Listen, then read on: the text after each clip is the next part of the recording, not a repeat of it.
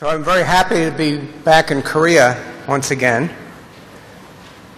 Hardly I'm happy to be out of the turmoil of the U.S. elections, which I suppose people here have been watching to some extent. And now we can all turn our attention to what's going to happen over the next year building up to the Korean elections, which in some ways might be more important than the outcome in the U.S. ones, I think.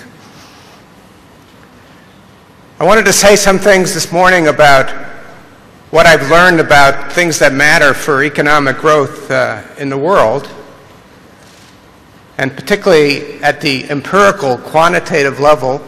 I think we have some answers to that important question from research done since the early 1990s. That research focuses on a lot of different factors that might contribute to economic growth. But for the purpose of this meeting today, I especially wanted to focus on the results that relate to education and also to income inequality. So the framework that I'm going to use to organize these results and to think about the determinants of economic growth is called one of conditional convergence.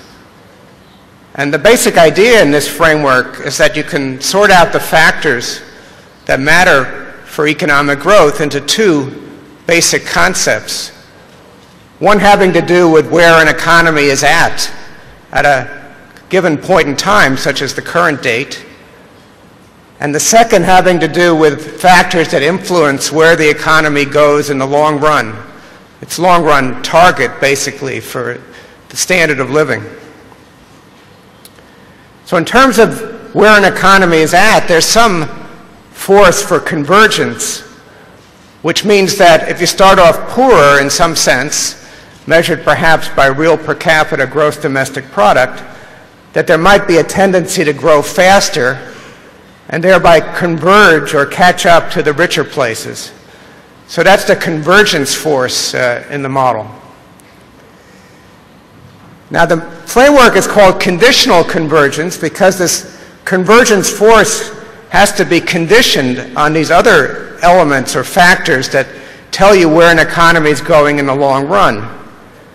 And the kinds of things that matter there include the quality of education and health, the quality of legal institutions such as rule of law, property rights, so on, the tendency to have a high or low saving rate or to have high or low fertility rates, macroeconomic stability, maybe even aspects of religion, which is a topic I've been working on more in recent years.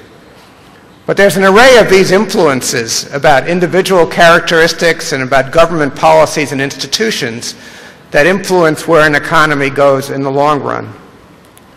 So the convergence force is conditional on all that. So a poor country is then predicted to grow rapidly only if these other factors are in reasonably good shape. Otherwise, it doesn't work like that.